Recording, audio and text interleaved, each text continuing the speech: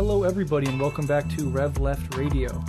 On today's episode we have on the show Anjali Fatima Reza Kolb, who is the author of Epidemic Empire, to talk about her work and many other issues. I mean, we cover such a wide spectrum of history and thought and post-colonial thinking and literature, and then we touch on the COVID-19 crisis. I mean, this book, which is centered around colonialism, imperialism, plagues, was being published right as the lockdowns for COVID-19 went into effect, so we absolutely discussed that. We discussed the Israeli-Palestinian conflict happening right now, or should I say the Israeli occupation and slaughter of innocent Palestinian civilians, and we just cover a wide swath of material here. So this is a wonderful conversation with a wonderful guest. Really want to have her back on at some point to talk more. And the links to the book and to her work more broadly will be in the show notes of this episode. And as always, Rev Left is 100% listener funded and supported. So if you like what we do here, you can join us at patreon.com/Rev Left Radio. And in exchange for your support, you get access to monthly bonus content. Without further ado, let's get into this wonderful conversation. Enjoy.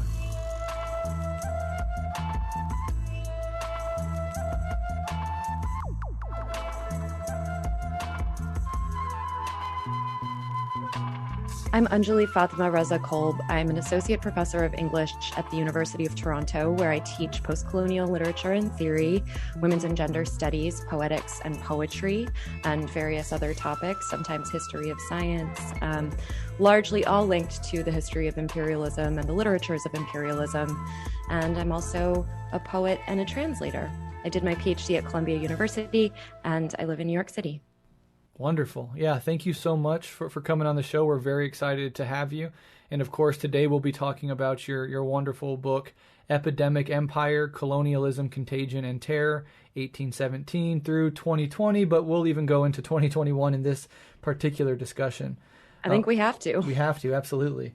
And as listeners will know, if you're not familiar with the book, it only becomes increasingly relevant as historical events continue to unfold.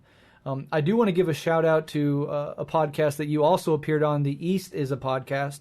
I've been a longtime fan of their show as well. And yes, it's always worth pumping them and amplifying that show. If you're listening to this and you like what we do at Rev Left, you will no doubt like The East is a podcast as well. I'm going to pump up your pump up and say he's also been doing amazing coverage of what's going on in Syria, what's been going on in Palestine. So it's an especially good time to dig back through the archives and also listen to the episodes he's making now. They're really great. Absolutely. Could not agree more. Incredibly principled and insightful analysis. So we have a lot to cover today for sure. And the way I like to introduce these interviews, particularly when there's a book that I have to assume most of my audience won't have yet read, is to kind of talk about the motivation behind it and a general bird's eye view of it. So why did you write this book? And broadly speaking, what did you want to accomplish or at least examine with it? The answer to this question seems to change in some senses hour by hour. So let me start by talking about the most consistent truth in this question, which is I wrote this book because I was a Muslim in America on 9/11. I was a college student at the time and I lived in New York. So I was just a couple of miles away from where the towers fell. And watching that happen in real time, as many diasporic subjects know, your mind is all over the map, not in a chaotic or random way, but in a very programmed way. So as I was experiencing my body and living my life in New York, no cell service, trying to get a hold of my parents, figuring out where my friends were. I was also hearing immediately from George W. Bush and Cheney and Rumsfeld that, within hours, this was blamed on the Muslim world as a whole, and terrorism coming from what later came to be known as the axis of evil. And so my mind was also in the places that I suspected and worried were going to bear the brunt of American shame, American rage, American racism. And at that time, I was studying post-colonial literature, and I had some gut instinct that there was a relationship between the war on terror and longer practices of imperialism. But it was a project that unfolded really over the 20 years between that event and my own coming into being as an academic and as a researcher and as a teacher, and what these 20 years have meant in terms of an updating of imperial discourse and technique, and what histories are still kind of pressing, the Orientalism that's still pressing at American discourses about Islam and various others. And yeah, I guess maybe the last thing to add is that I grew up in a family of doctors. So the connection to medicine was pretty ever present in my life. As I was researching literature and culture, science never seemed very far away. And so the more I read in the 19th century archive and tried to figure out where ideas of a contagious fanaticism come from, which is really what the book is about. How does the idea of fanaticism or religious feeling or political feeling become coded as contagious? It struck me that I could research the science too. So the book became a history of science contribution to post-colonial studies. And my training at Columbia was heavily influenced, as you will see if you take a peek at the book, by Saidi discourse analysis, and then all of the projects that kind of flowed out from there. So I saw my work as being very much in that tradition and really trying to follow the lead of my teachers. Yeah, incredibly interesting. And as you said, I mean, that connection to science and medicine is a fascinating element of this examination. And your book overall examines how metaphors of sickness, disease, contagion, and epidemics have been used historically to structure people's thinking and, as you said, their feeling, particularly when it comes to terrorism in colonialist and imperial contexts, which we'll definitely get into throughout this entire discussion. But I was hoping that you could maybe flesh out just a little bit more this primary theme for people to orient themselves to this discussion, and maybe even mention the 4 works of literature that you used as really interesting entry points into this exploration. Yeah, absolutely. So just to kind of zoom in on one of the observations I made in those days, just as a person, not even as a scholar or researcher, just a young person, was that we kept hearing from leaders that there was an epidemic of terrorism. And I was like, is this just a lazy phrase, or is there some history here? What do they mean, a contagion of terrorism? What do they mean, an epidemic of Islamism? What do they mean, an epidemic of violence or a plague of violence? Terrorism is a cancer. This metaphor seemed so easy to reach for.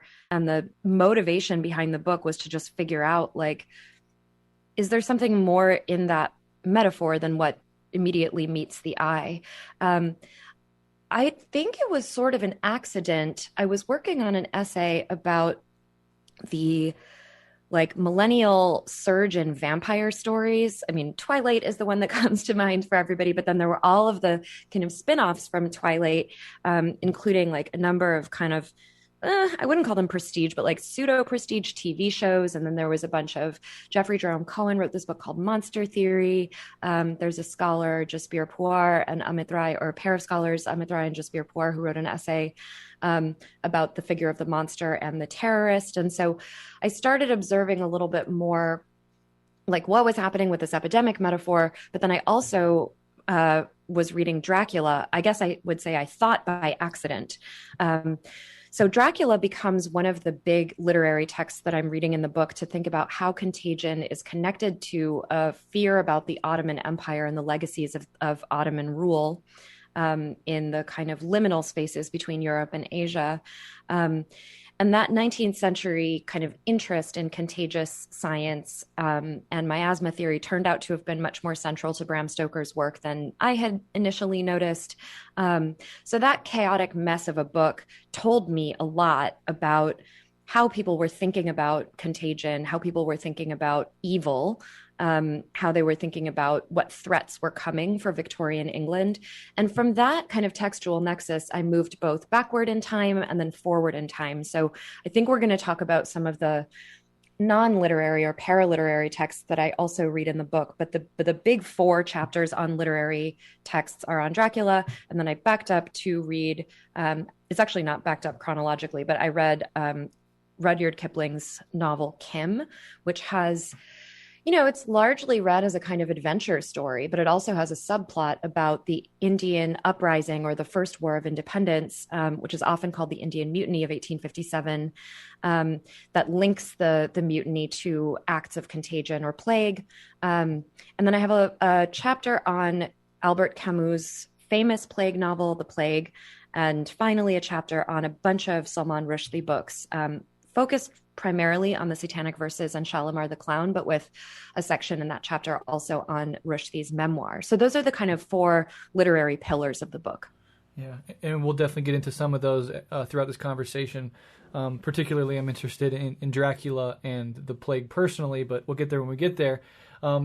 I wanted to talk about this first because you've talked about this in other interviews about, being sort of shocked or surprised in some ways while researching the archives and diary entries and journalist articles around British imperialism in India in particular. And the first part one of this book really focuses on that. I was hoping you could dive a little deeper into what you found surprising, what you sort of explored and unveiled, and how British colonialism in India plays into the larger themes of your work. Totally. This is such a strange pleasure to talk about, but the surprises that you're referring to largely center around like feeling moved by early 19th century science. It's something that over the last couple of months has come into much sharper focus for me. I guess I kind of approach that material with the sense that, here's this enormous machinery. There are amazing historians who, since the late 1970s, have been thinking about how all these forms of knowledge that we think of as being sort of neutral or anodyne, like the creation of encyclopedias, or I think we're kind of overthinking that anthropology ever did anything good in its first 100 years. But this big knowledge-making enterprise, like I just thought of it as like a massive, monolithic, basically evil undertaking. And I continue to think that's true. But the surprises in the archive, I have started to think of as being much more like what it feels like today to live in the world's worst empire. I was raised and I continue to reside in the United States. And just like I think people who were parts of or cogs in the machinery of the British Empire, there are many of us here who object to the principles and policies of our government. So in that 19th century archive, I saw a lot of scientists railing against the common sense of the empire, trying their best to protect people, trying their best to understand why Indians and British people were getting sick from a lot of the 19th century research in my book centers around cholera, because cholera was the disease that brought into being the discipline of epidemiology as a kind of formalized study.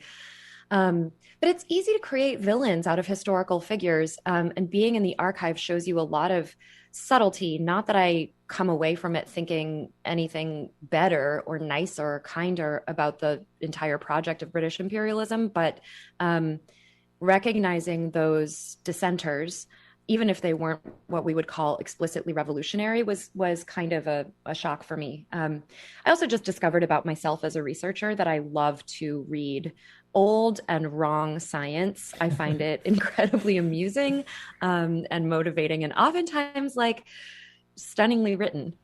Yeah, absolutely. And there is this sort of, the humanizing of the situation for better or worse, when you go into those archives. And as you've talked about, it's incredibly interesting. And this interview will reflect the sort of thing you do in the work, which is this jumping around in space and time to do these different points of analyses.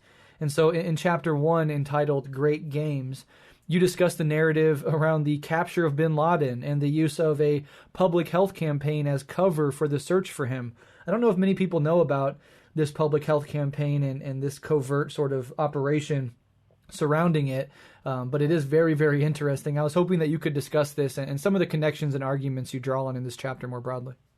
So I am super, super grateful to two reporters, Matthew Akins, who was reporting for, I think, GQ at the time, and Mark Mazzetti, who's at the New York Times I leaned really heavily on their reporting. This reporting started in 2009, 2010, prior to the assassination of bin Laden. But basically, both of those journalists broke the story of how the CIA was using a doctor, a local Pakistani doctor, Shakil Afridi, to launch a hepatitis B vaccination campaign in and around Peshawar and Abbottabad. And Abbottabad is the town where bin Laden was actually found. But the purpose of the CIA vaccination campaign was to collect blood samples from which DNA could be extracted to become a point of triangulation or comparison to the DNA of bin Laden's sister, who had died at the Mass General Hospital in Boston a couple of years before. You kind of can't invent a more nefarious and misled and misleading representation of how deeply cruel the United States government has been, and how the war on terror transformed under Obama from something that looked under Bush like a much more kind of chauvinistic red, white, and blue. I'm going to wear, fatigues on a airliner, and I'm going to, act like a GI Joe, to something much more cool and dispassionate under the Obama administration, which involved a lot more ramping up of intelligence, and then these kind of scientific or pseudoscientific schemes to collect intelligence. As you could probably imagine, the fallout after the capture of bin Laden in 2011, the killing of bin Laden in 2011, was pretty intense and severe. First of all, dozens of children, maybe hundreds of children, we're not really sure yet, were left only partially vaccinated against hepatitis B because, in fact, the vaccination was never the point.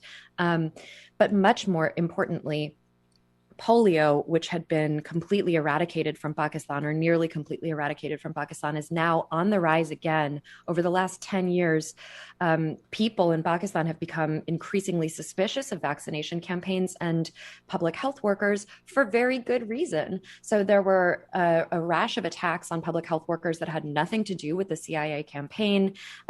Suspicion and distrust in the entire system has been rampant, and polio is endemic in the region again. So the public health consequences are immediate and extremely, extremely sinister. I read that event in concert with the spy games that are described in Kipling's novel Kim. So you mentioned earlier that the book does a fair amount of jumping around in time and space, but I wanted to get at what's the blueprint for this kind of behavior? How does spycraft from the 19th century in the northern regions of Pakistan, the same exact locations where the bin Laden operation took place, how does that older spycraft kind of influence and even make possible, even blueprint what is reached for in terms of military strategy in the 21st century? So that's kind of what I'm up to in that chapter. And some of the documents were declassified during the writing of the book, so I was able to say a little bit more about the doctor's involvement in this operation than I had been able to say when I started drafting. But in the end, there's still a lot we don't know about how that all went down. Yeah. Definitely. On our sister podcast, Guerrilla History, we have an episode that we've unlocked publicly on a couple instances of, vaccine flubs or the covert use of public health campaigns in this way by, institutions like the CIA, the U.S. government, etc. How it undermines public health campaigns in the global South, how it leads to destabilization, distrust. It literally hurts children. It just really the depths of imperial cruelty have no end. And with the election of Obama, the Bush years were the chauvinist right getting on board with U.S. imperialism. I mean, no connection between 9/11 and Iraq whatsoever, but here we are invading Iraq only a year or two after the events of 9/11. In the Bush years, the political right 100% on board. But what Obama did was come in and get the liberals who were, suspicious rightfully of Bush and the forces that he marshaled, got them on board with U.S. imperialism, more or less, expanded dramatically drone warfare. And I think we're seeing another iteration of that with Biden, where Biden is trying to present himself as this radical divergence from Trump, and in some ways on the domestic front at least he is, while in other ways ratcheting up imperial aggression abroad. And after years of Russiagate and anti-Russia stuff on the liberal side and anti-Chinese stuff all over the political spectrum, we're seeing how the geopolitical rivals of U.S. empire are sort of dehumanized and targeted on the liberal and conservative sides of the political spectrum to build this bipartisan consensus of imperialism, which ravages the globe. That's right. And I do want to circle back to the point you started with, which is the conscription of these imperial stories into a liberal agenda, which is so much in keeping with the 19th century phenomenon that is called by scholars of this period Imperial Care. Imperial care should make you shudder in your boots. The idea that the empire is coming to build schools or railways or save you, that rhetorical trick has worked for 200 years. I was watching this morning a clip of Biden from 1986 talking about how if Israel didn't exist for the U.S. to support, the U.S. would have to invent Israel in order to have a military foothold in the Middle East. So the kind of smoothing over, I even think of it almost as like the Instagram, like social justice, fake social justice warrior smoothing over of Biden's rhetoric. If you do the research, it doesn't hide the same war hawkery that has been in action since he was in Congress in the mid-'80s. Mm-hmm. Yeah, perfectly said. And of course, Biden just came out yesterday with a statement, quote unquote, on the Israeli-Palestine conflict, and didn't mention Palestine once, didn't mention Palestinians or the multiple dozens of children and innocent civilians being slaughtered, and just simply said that Israel has a right to defend itself. So Biden has not changed at all, particularly on that front, and we should keep that in mind.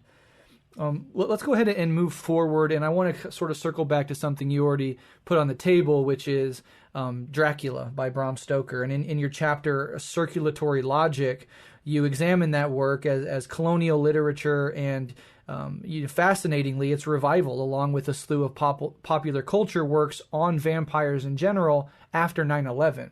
And I was hoping that you could sort of walk us through some of the main points of that chapter, and particularly what's behind this growth in the interest in vampires in that post 9/11 period in American and Western media. Yeah, it's such a great question. I have to say, in some senses, I still don't know. What I was trying to do a couple of things in that chapter. One, as you say, was to figure out like why all of a sudden are we seeing this figure, this ancient figure, which in fact doesn't start with Stoker in the English literary tradition. It starts much earlier in the Romantic period, in the early 19th century, with Sheridan Le Fanu and Byron, who was like part of Keats and Shelley's circle. This is getting into some nerdy British lit history. But so first of all, there was the question, why does the vampire come back in 1897 when Dracula was written? And what's different about the 1897 vampire in Bram Stoker's hands? And why is that the one that's stuck? Because we don't really think about Sheridan Le Fanu or Byron when we think about the vampire, and those were like the guys for a long time. We really go back to Dracula. And Dracula is the one that got made into, hundreds of movies and TV shows. And he's he's like the indelible figure of the vampire. And my argument in this chapter is that it's for a couple of reasons. One is that he's probably the most recognizably Oriental of the vampire figures because he comes from Turkish or Ottoman blood-soaked soil. So there's this really interesting what's called autochthonous theory, meaning that the character himself seems to emerge from the very place, like his personality has a lot to do with literally dirt beneath him. And that's kind of interesting in Dracula because his mode of conveyance is in boxes of dirt. There's all this interesting stuff about graves that move from place to place. But so what I came to think was that Dracula was a super good expression for, let's say, dozens of the anxieties of late empire.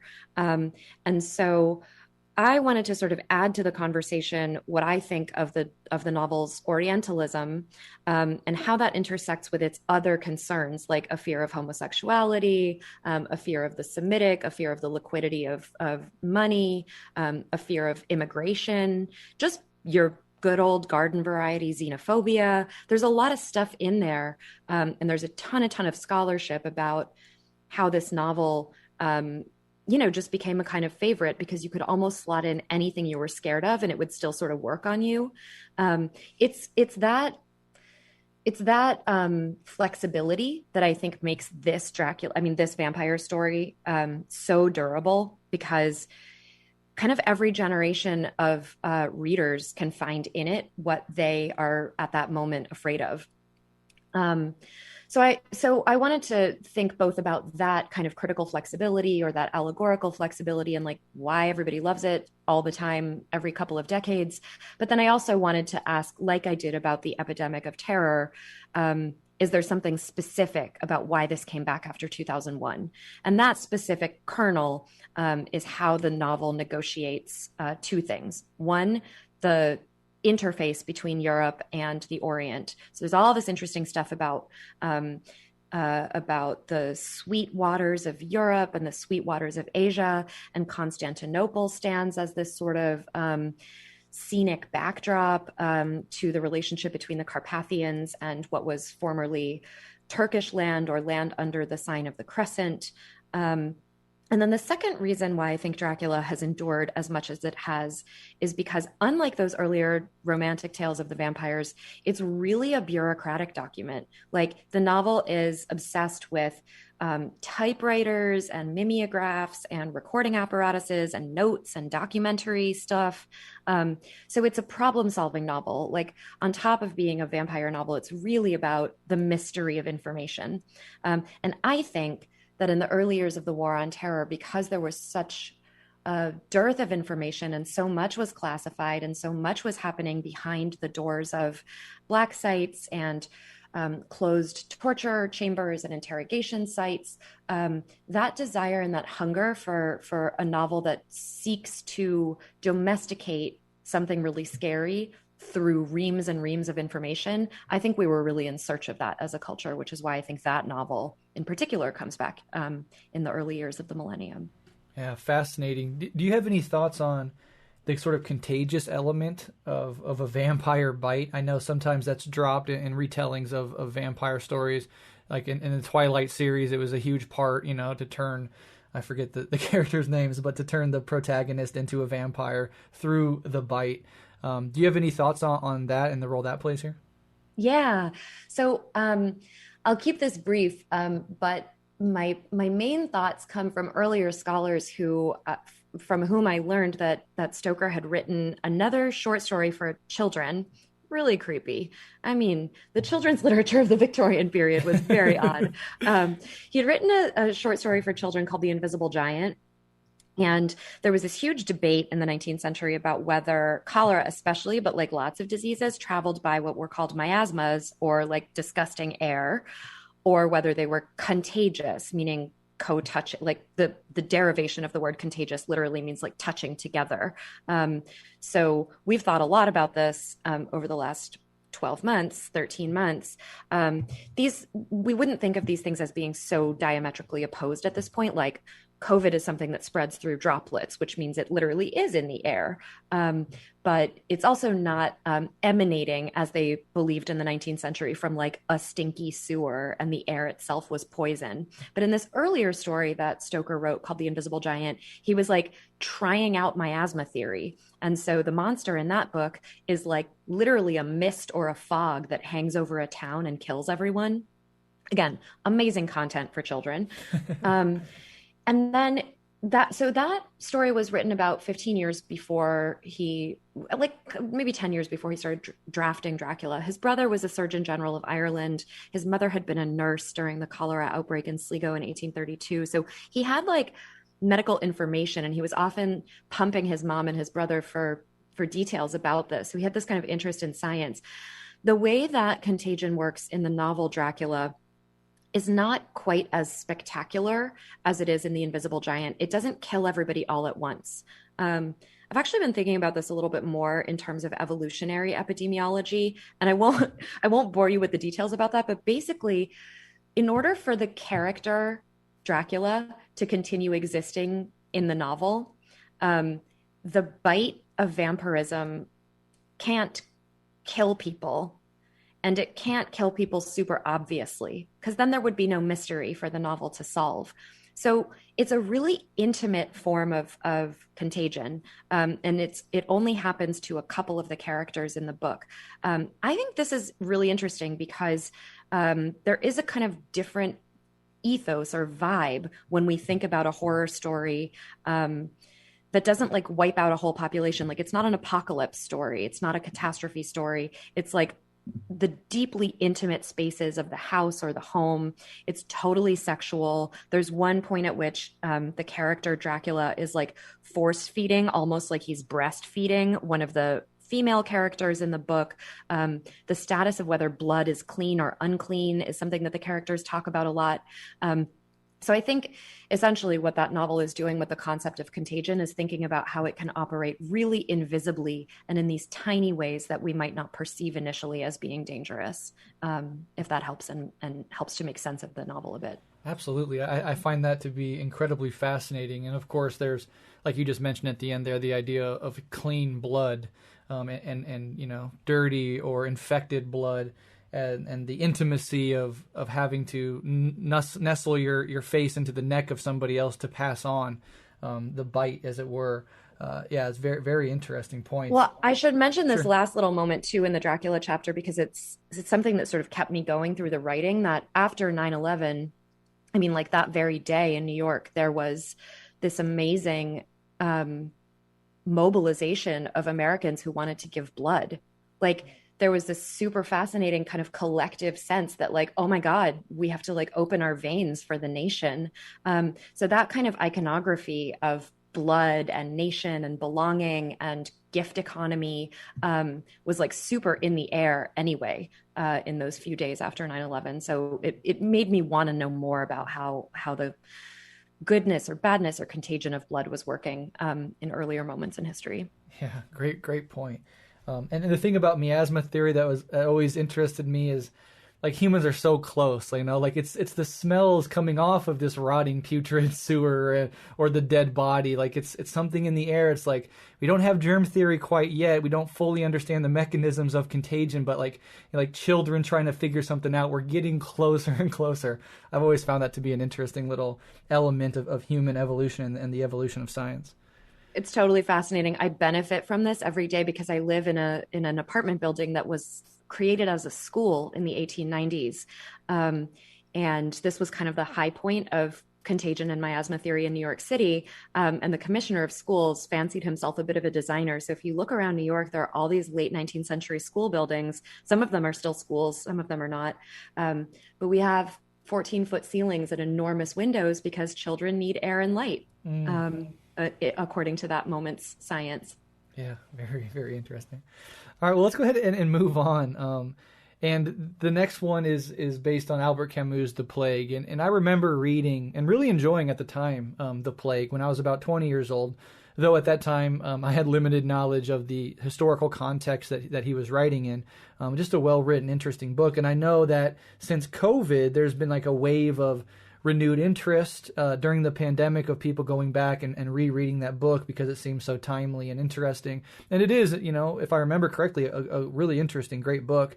And you spend some time in your book analyzing it in the context of the broader Algerian struggle against French colonialism. And I don't want to narrow this question down too much. I'll leave it open-ended. I just wanted you to sort of talk about some of those elements and the book itself. I love that you asked the question this way. So a few things come to mind immediately. Like, I feel like everybody reads Camus when they're 20 and finds him to be so deep and so serious and so existential. And then, of course, when The Plague was becoming a bestseller again, you know, in March of 2020, I was like, oh my God, this is horrible. Like, why is this happening again? And I do, in some ways, I really hope that for people whose interest is piqued and they did go back to Camus, that they'll also read my chapter, because that novel, you know, it's gotten away with being a novel about human existence and French thought for a very long time. But what is really skipped over, not just in the scholarship, but also in public kind of conversations about what The Plague is about, is how the allegories, historical allegories he was drawing from bump up against each other. So Camus was involved in the French resistance against the Nazi occupation. He ran a newspaper called Combat, which was, really an important document of resistance, and active. Like I want to be clear, it wasn't some armchair like I'm hanging out and theorizing about the resistance. He was like in the resistance. He was also an Algerian-born Frenchman. And he spent much of his adult life, his whole childhood in Algeria and much of his adult life traveling back and forth between Algeria and France. And the novel is set in Oran, which is a port city in Algeria. And the status of Arabs in that French city is a minor point in the novel, but it's the one that I focus on. So where are the Arabs in this quarantined city that has been struck by plague, literally Black Plague, bubonic plague? And what can we know about Camus' kind of political work and political leanings by reading the absences in the novel The Plague? And what I wind up thinking in the end, and I delved really deep into these kind of like literary world fights of the 1950s, when after Camus had published this book and then he broke with Sartre over Algerian independence, and he was kind of ousted from the French left.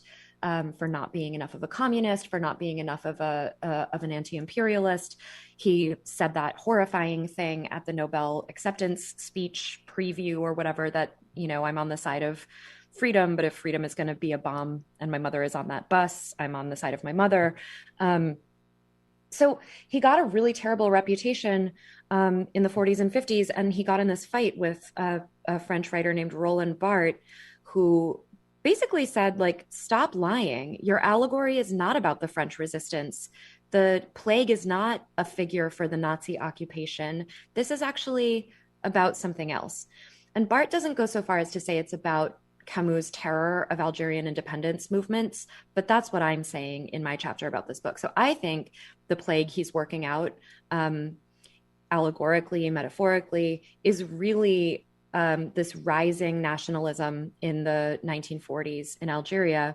And the way that I kind of ground that in evidence is by looking at how Arabs are absented from the story and how rats and Arabs are connected with the idea of contagion in the story. So there's a way of reading it, if you're not paying attention, where you can be like, this just came from nowhere. But if you're paying attention to what he was writing about Algeria at the time, and you're paying attention to the mechanisms of contagion in this book, you can see pretty clearly that it's coming from a space where rodents and Arab human beings are being sort of conflated for each other.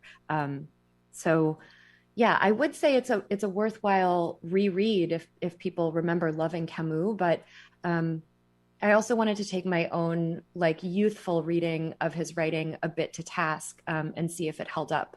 And in some ways it really doesn't. Yeah. I'll have to take mine to task as well. I'll have to reread that book with that analysis in mind, because I was ignorant of that entire context, but that makes a lot of sense from what I remember. And for anybody interested in the sort of political milieu and some of these debates that were happening at that time, we have done an episode in the past entitled Jean-Paul Sartre, Albert Camus, and Existentialism, for people who are interested in learning more about that history and some of those political and philosophical disputes. I'll link to that in the show notes. But yeah, very, very interesting. I'll definitely have to go back and reread that book with that in mind. I'm going to also like come to your youthful defense and say the book is designed not to let you see that. Right. So you weren't a bad reader. Like it's tricky that way. Well, thank you for giving me an out. I appreciate that. Well, let's go ahead and move on. And a huge theme of this book is obviously Islamophobia. And particularly you focus on its relevance in the post 9/11 so-called war on terror. You also analyze the 9/11 Commission report, which I found incredibly illuminating. And moreover, Islamophobia in the last 2 decades has really been and continues to be a pillar of far right-wing ideology and behind a lot of the fascist violence that we've seen in the last several years. Can you discuss some of these themes and connections and your analysis of Islamophobia more broadly? Yes.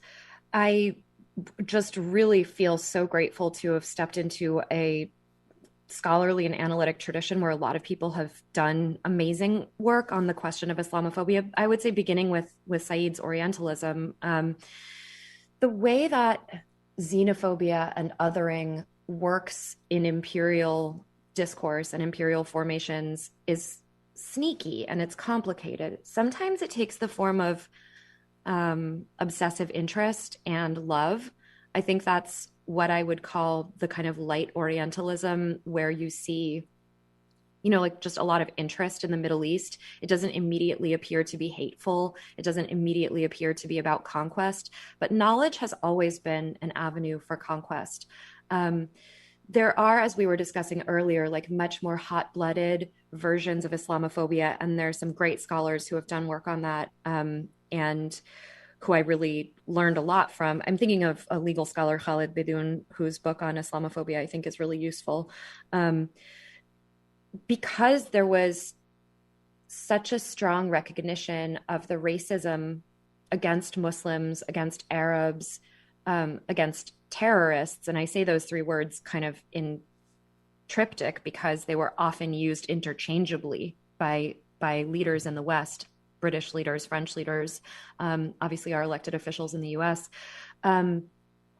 Those more hot-blooded, hateful forms seemed, let me just say, like, other people were covering them. Other people were taking care of them. It doesn't mean that they stopped, but there were some amazing analysts whose work I was building on. What I wanted to do in Epidemic Empire was see about what we were talking about earlier as the kind of more rational, cool-headed forms that Islamophobia might take, the modes in which it becomes just a matter of science, or just a matter of study, or just a matter of statistics, as if statistics and science and study, can be in any way free from bias. I've said in the book and a couple of times in interviews that I think Islamophobia has been the most consistent driver and shaper of US foreign policy over the last 20 years, while anti-Blackness has been the most consistent driver of domestic policy. And I think I stand by that. To understand Islamophobia, I think, is to have a really strong sense of how American racism has been built on imperial racism, French and British, to some extent Dutch. So what expressions does the phobia take? Sometimes it's a cab driver who gets bludgeoned for wearing a turban. Sometimes it's a shooting. Sometimes it's drone warfare. I wanted to know what happens when it wears the costume of science, when it wears the costume of rational data analysis. So I just hope the book is a contribution in that way to a big and burgeoning and largely really great study of Islamophobia. I also want to shout out the book by Mahmoud Mamdani called Bad Muslim, Good Muslim, or maybe it's the reverse, from which I learned a lot about just the concept of the Muslim in contemporary political discourse. Yeah. One element of this that I've talked about a few times on the show, and that this discussion reminds me of, you're talking about dressing up Islamophobia in the costume of science, or giving it this sheen of objectivity. And I think the ideological role played by the new atheists in that post 9/11 early aught period was doing exactly this. They were presenting ostensibly a critique of religious faith broadly, but with a very specific and pronounced focus on Islam itself. And this was this sort of scientific, secular, not rooted in theological dispute approach to demonizing and dehumanizing an entire people, while also, importantly, obscuring the history of imperialism and colonialism that led to an act like 9/11. I mean, if you read bin Laden's justifications for orchestrating 9/11, he's very clear. It's in response to imperial aggression in Lebanon and countless other areas around West Asia and the Middle East. And that's completely wrinkled out of the analysis, and the new atheists present it as terrorism, or broadly as coming from the inherent ideas theologically that are in Islam. And so it's this idealist approach that gives Islamophobia and U.S. imperialism at the time a scientific and secular justification. And I think that fits really well within your broader analysis here. Yeah, and it's I don't want to oversimplify things, but it's very nearly exactly the justification that was made for blaming Muslim fanatics for the 1857 uprising in India, that these are not reasonable people. They've been caught up by some kind of, religious fanaticism, some religious feeling. They're beyond logic. And one of the essays that I build on in the book is by Ranajit Guha, who talks about how peasant insurgency and insurrections under colonial governance were often likened to natural disasters like earthquakes or fires. And he also puts plagues in that category. And I think he's exactly right in that way. To call something a contagious fanaticism is also to say, you're not rational. I'm the rational one. I'm the one who can analyze this from a objective perspective. Religious feeling is akin to like an earthquake or a rogue wave. So I mean, and that's also to say, like, I'm interested in the book, and readers will see if you're eager to watch Rushdie get taken down a peg. Readers will see that I'm also interested in how these ideas circulate on the so-called left, or the putative, like, liberal side of the discourses. Do you want to touch on Salman Rushdie really quick before we move on? I know there's a lot to say there, but anything you want to say before we move on to like talking about more recent events? Oh my gosh, tons to say. I think what I'll limit myself to is that I hope the chapter expresses my like deep admiration for his early work. I think the Satanic Verses gives us a super interesting paradigm for how illness and disease can actually affiliate communities around things like disability and vulnerability. It's the later works where he has much more of a political and public platform that you see a kind of growing Islamophobia taking the form of plague narratives or epidemic narratives in his work. I'm not interested in like coming after any particular person, but because Rushdie stood for such a long time for the successes of a Muslim diasporic subject who joined the ranks of the World Republic of Letters, it does behoove us to see what ideas are being promulgated let me also say, like, those books got passed around by pat themselves on the back sorts of war hawk liberals. And so we can't ignore the influence of literary ideas on literal policy. Mm-hmm. Yeah, absolutely.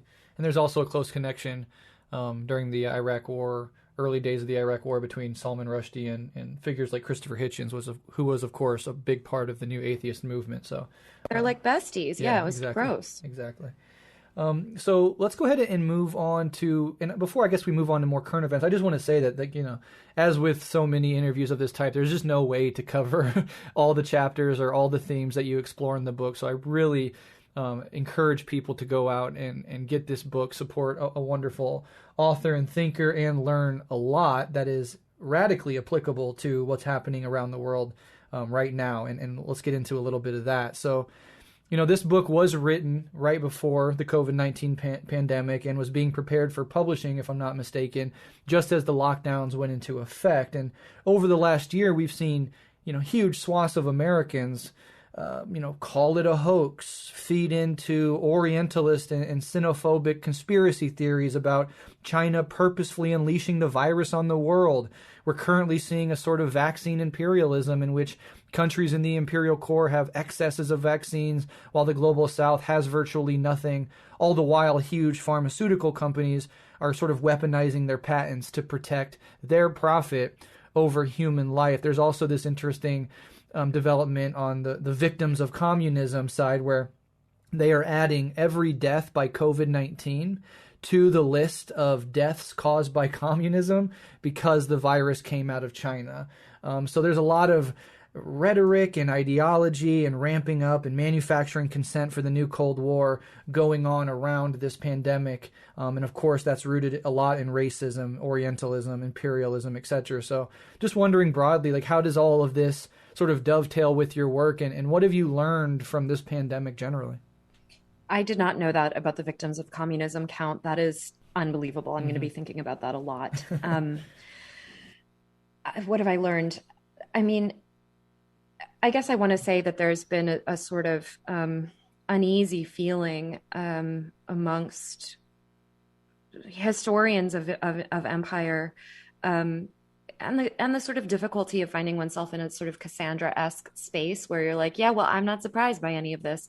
And I think, being not surprised is a certain kind of flex, and I'm trying really hard to keep myself approaching the news every day with the disposition of both responsibility and astonishment.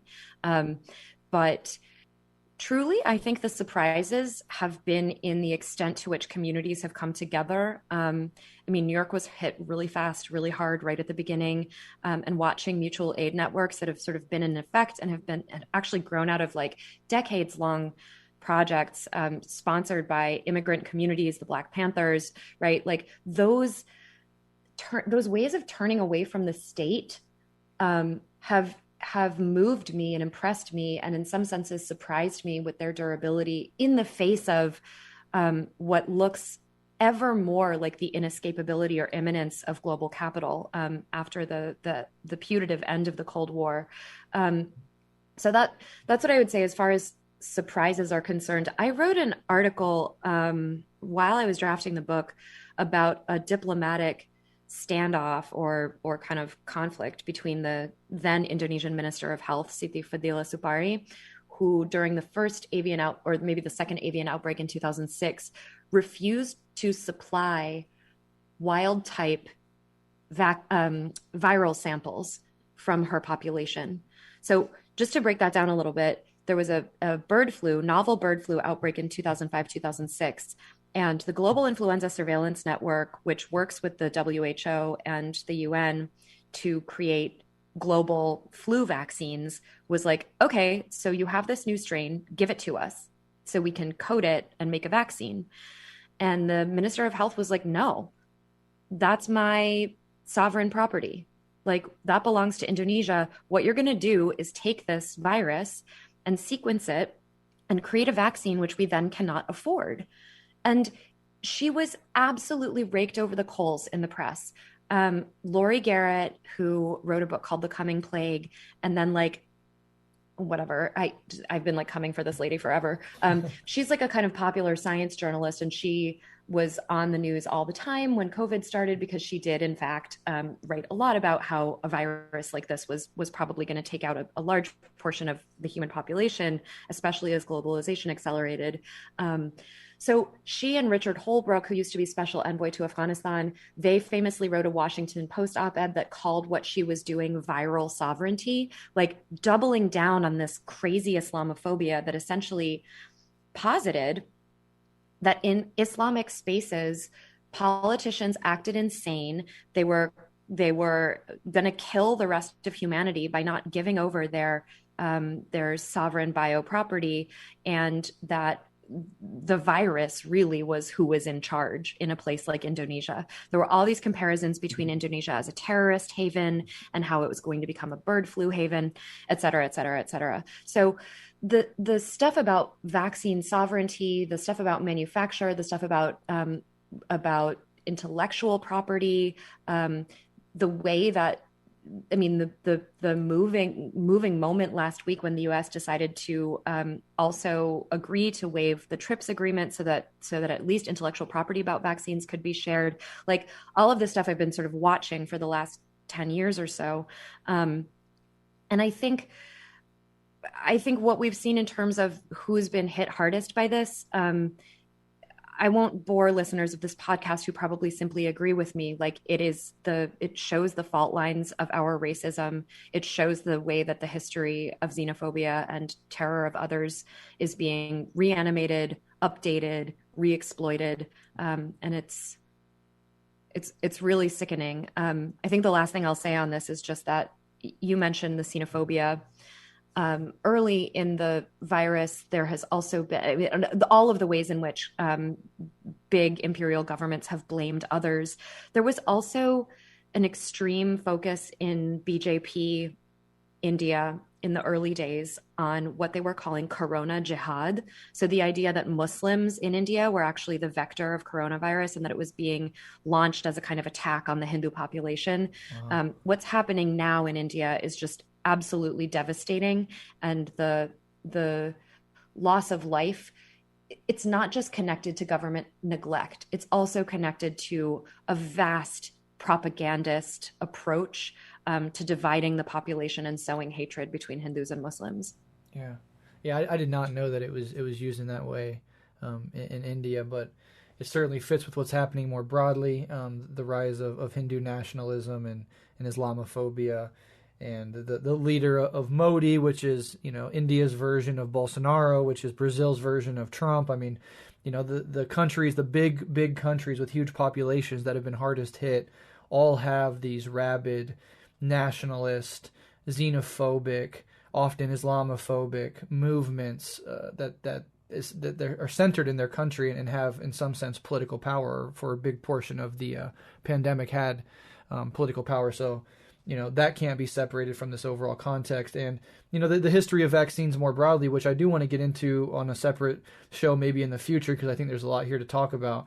History of vaccines and intellectual patents when it comes to vaccines is a history of Western imperial capitalism brutalizing unnecessarily the global South in the name of profit and geopolitical control. So this is just another chapter in a long and horrifying book. But I haven't checked the numbers recently, but there were those early weeks where there was almost like those loving video reels of the Pfizer factory boxing up doses and people cheering and getting so excited. I think at this point Pfizer is slated to make 360 billion in profit just off of the COVID vaccine. Yeah. Hailing that company as some kind of public servant, Mother Teresa hero, it just makes my stomach drop. It's absurd, and the argument behind keeping the patents behind lock and key is companies like Pfizer, they took the economic risk to make the vaccine, and so they deserve to profit from it. But the truth is, as is so often the case with vaccines more broadly, but especially in this case, taxpayer money by the billions and billions were funneled into these pharmaceutical companies, guaranteed money too, even if the vaccines didn't work. It was this huge public investment in the production of these vaccines. And so the argument from right-wingers or free marketeers that the risk was taken entirely by these corporations and therefore they deserve all the profit is not only inhumane, but it's just economically incorrect. That's exactly right. Yeah. And this is maybe just a side point that's something that's interesting to me, but that whole narrative rests on, we didn't talk about this much in terms of Camus' novel, but the history of literature and film has long had this romantic portrait of the lonely scientist working to save humanity.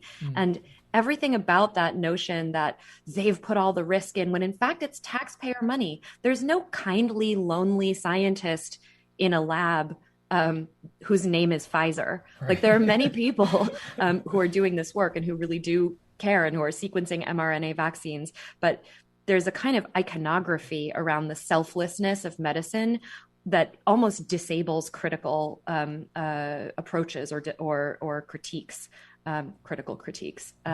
Anyway, you know what I'm saying. Yeah, no, great point. And of course, we could also talk about how the basic science that these vaccines are premised on is publicly funded, and generations of scientists have contributed to it, not to mention generations of workers and lab techs and the people who build the buildings in which this happens. So if you want to take that argument to its fullest extent, everything is a collective project. But, social production, individual appropriation, that's the name of the game in capitalism. It is. Right now, as we are speaking, the Israeli government is bombarding Palestinians with airstrikes, slaughtering innocent civilians and children in the process. At the same time, mob violence is breaking out all over the country, and there are some talks about a possible ground invasion of Gaza by the IDF. I'm not exactly sure. I haven't followed up on if that's for sure happening or not, but this conflict revolves around themes that you explore in your book, like settler colonialism, Islamophobia, and rhetoric about terrorism to demonize Hamas and the Palestinians. So, again, open-ended question, just sort of what are your thoughts on what's happening, and maybe what ways can your book or your work help illuminate elements of this conflict? So I think that as of this morning, the ground invasion in Gaza has actually commenced, and the death toll, the last I checked it, was 119, with 40% being women and children. Um, as you mentioned earlier, the world leaders, including Biden, have not even uttered the word Palestine.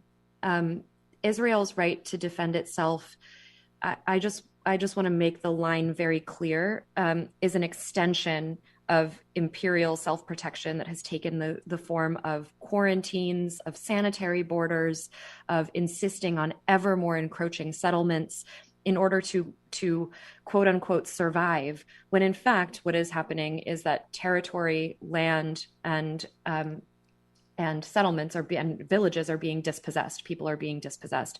Gaza is understood rightly to be an open air prison. I just want to emphasize in talking about this today that these airstrikes are taking place in a region where there is nowhere else to go. There is no escape.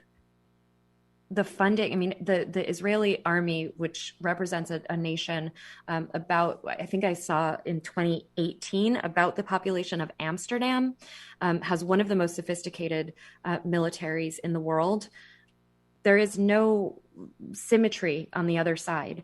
And so when world leaders talk about the laws of war or classical warfare or the ethics of bellicosity, they're moving the logic of the discussion out of imperial occupation and into a fantasy that we're talking about two recognized states simply disagreeing with each other and each should be allowed to defend themselves. There is no defense on the Palestinian side. These are occupied territories that are continually encroached upon, and the violence is gutting. I don't know how much you've been able to manage to look at what's happening, but it's not just rockets and airstrikes, it's mobs of angry right-wing Israelis moving into Arab neighborhoods in Sheikh Jarrah, pulling people out of cars, bludgeoning them until they can't walk.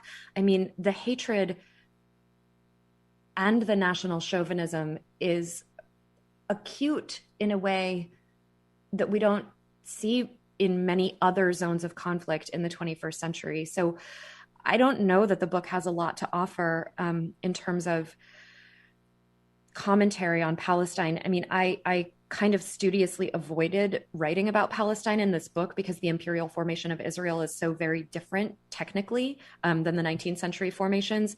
But it's worth saying that the moment of Israel's formation in 1948 was also the beginning of a vast wave of decolonization. So Pakistan and India became independent in 1947. All three of these events, and then you see a kind of domino effect after that.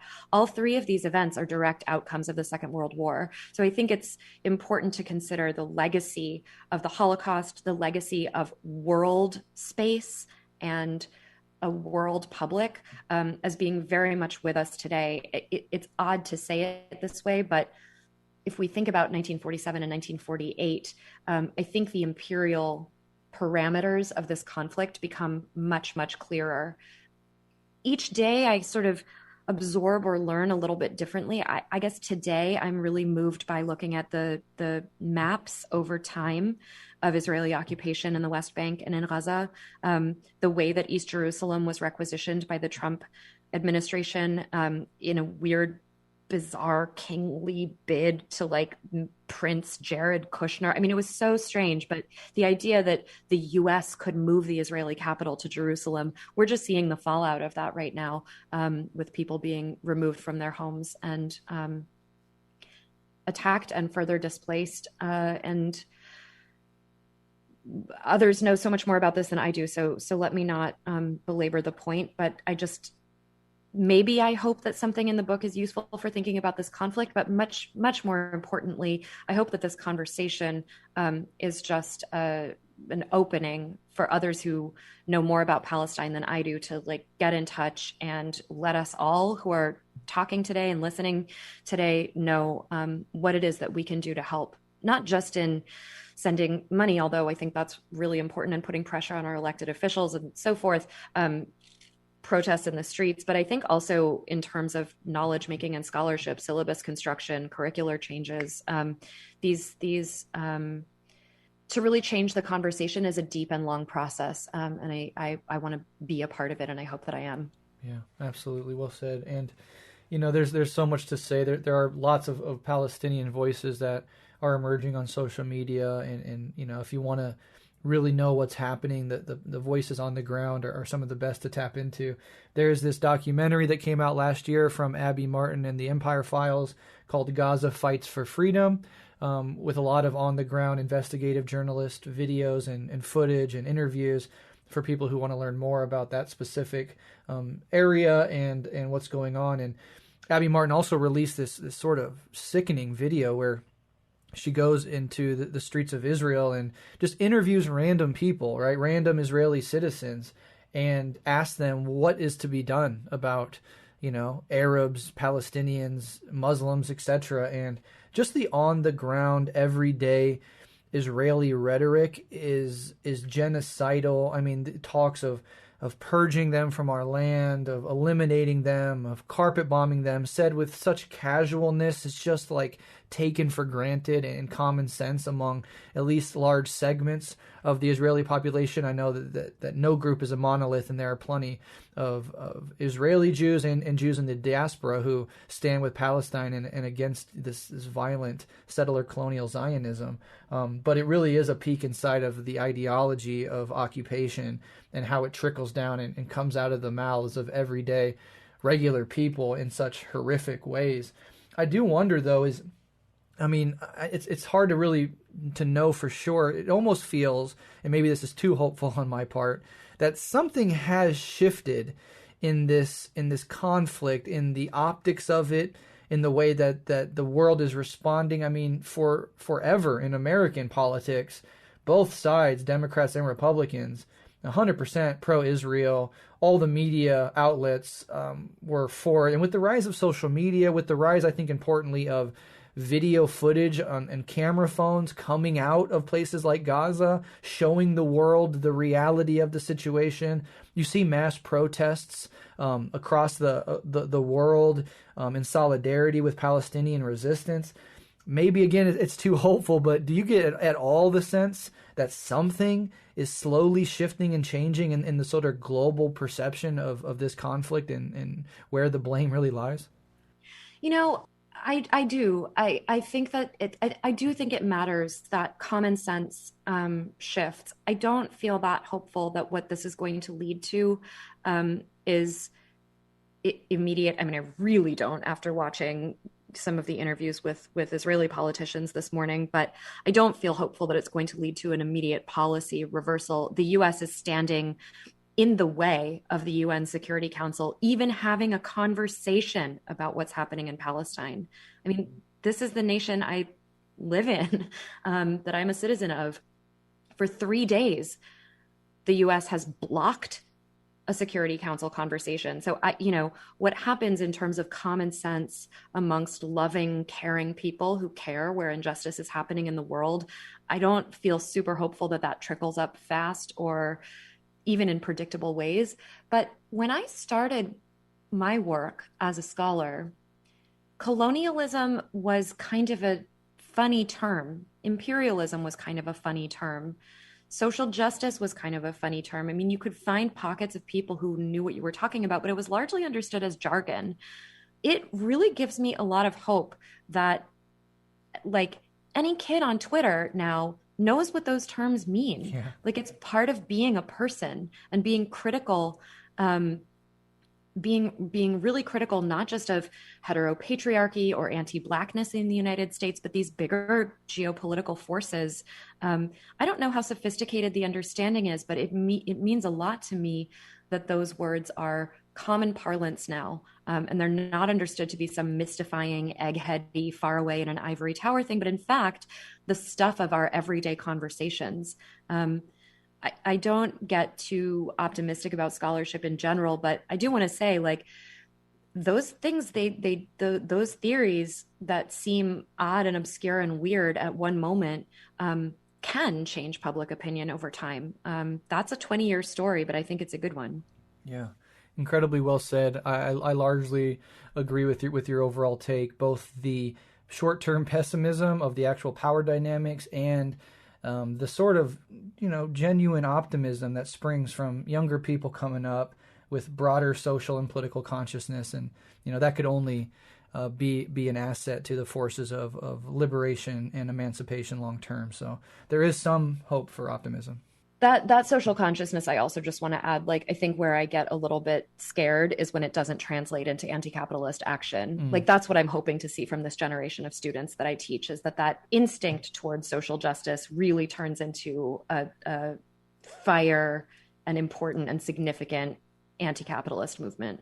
Absolutely. Couldn't agree more. The book is Epidemic, Empire, Colonialism, Contagion, and Terror. Thank you so much for coming on the show. It's been a fascinating conversation, fascinating work. Would love to have you back anytime to talk about anything.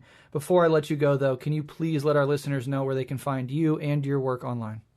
Yes. So the book, Epidemic Empire, is available on the University of Chicago Press website, as well as wherever you buy books. Support your local indie, please. Bookshop.org. You can order it through. I'm on Twitter at Anjali Fatima, ANJULIFATIMA, and various other platforms. Instagram is the same. All of my writing is collected on my website, which is anjalirezakolb.com, but nobody has my name, so I'm easily Googleable. Absolutely. And I will link to all of that in the show notes so people can easily find you. Thank you so much, Anjali. It's really been a pleasure. Let's do it again sometime.